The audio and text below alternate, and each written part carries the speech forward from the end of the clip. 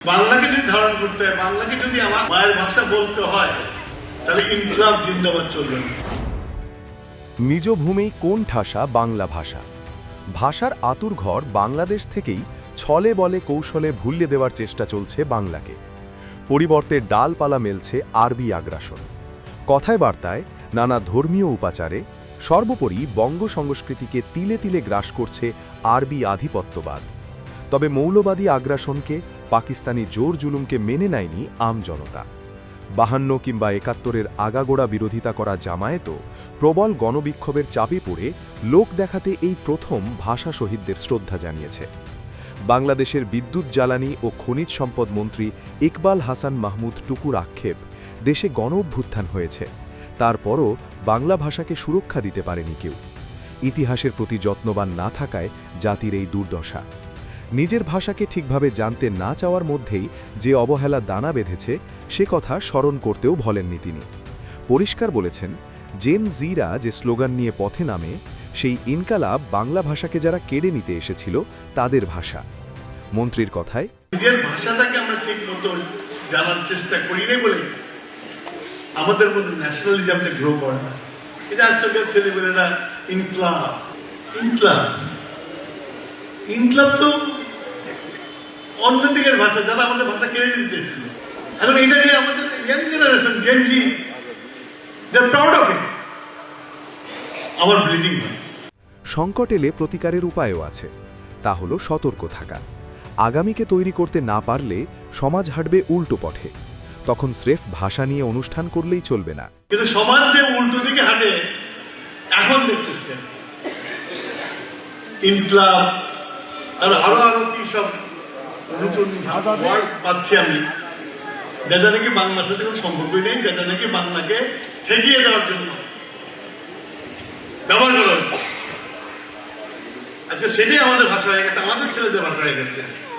কিভাবে বাংলা ভাষাকে গ্রাস করছে কট্টর ইসলামিক সংস্কৃতি, তার ব্যাখ্যা দিতে গিয়ে ঢাকা বিশ্ববিদ্যালয়ের বাংলা বিভাগের অধ্যাপক ডক্টর তারিক মঞ্জুর বলেন, ইচ্ছে করেই বিকৃত করা হচ্ছে সবটা।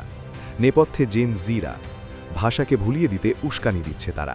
জুলাই গণ অভ্যুত্থানের পরে একটা প্রশ্ন সবার মুখে মুখেই ফিরছে, যে শব্দ প্রয়োগ নিয়ে আমরা ব্যবহার করছি ইনসাফ শব্দ ন্যায় বিচারের বদলে, বা আমরা ব্যবহার করছি ফয়সালা, সেটি মীমাংসার বদলে।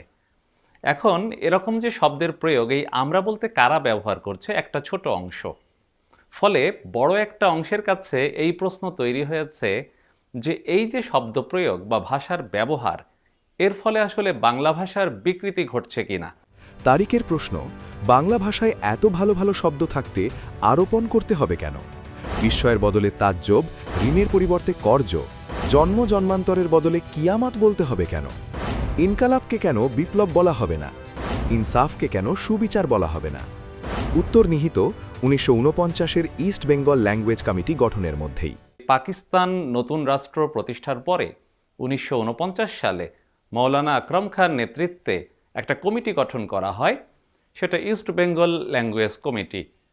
এই কমিটির বিশেষ উদ্দেশ্য নিয়ে কাজ করেছিল এবং যেখানে কিছু সুপারিশ তারা করেছিল, সেখানে আরবি ফার্সি শব্দ ব্যবহারের জন্য আরোপের চেষ্টা করা হয়।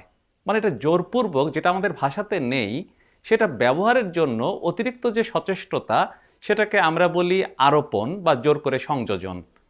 সেই রিপোর্ট যখন প্রকাশিত হয়, তারপরে আমাদের এখানকার মনির চৌধুরী সহ যারা বাংলা ভাষা নিয়ে কাজ করেছেন, তারা প্রবল আপত্তি তুলেছিলেন এবং সমালোচনা করেছিলেন। পরবর্তী সময়ে হুমায়ুন আজাদও তার প্রতিক্রিয়া জানিয়েছিলেন যে এটা জাতীয়তাবাদী চেতনাকে নষ্ট করার চিন্তা। তারিকের যুক্তি, নতুন করে শব্দ দিয়ে দাবিয়ে রাখার এই প্রবণতা যত না ভাষাগত, তার চেয়েও বেশি রাজনৈতিক ও জাতি স্বাতন্ত্র্যের। ভাষার জন্য হুমকি বলে কিছু দেখি না, কিন্তু আসলে জাতিগতভাবে আমাদেরকে বিভাজনেরই একরকম প্রচেষ্টা আছে বলে মনে হয়।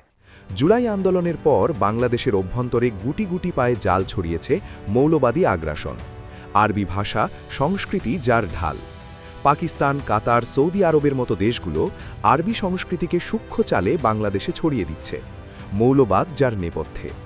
বাংলা ভাষার আঁতুর ঘরেই খোদ অবহেলিত মাতৃভাষা বাংলা। পরিত্রাণের পথ কি? প্রযুক্তি সক্ষম করলেই কি মিলবে দিশা? বলবে সময়।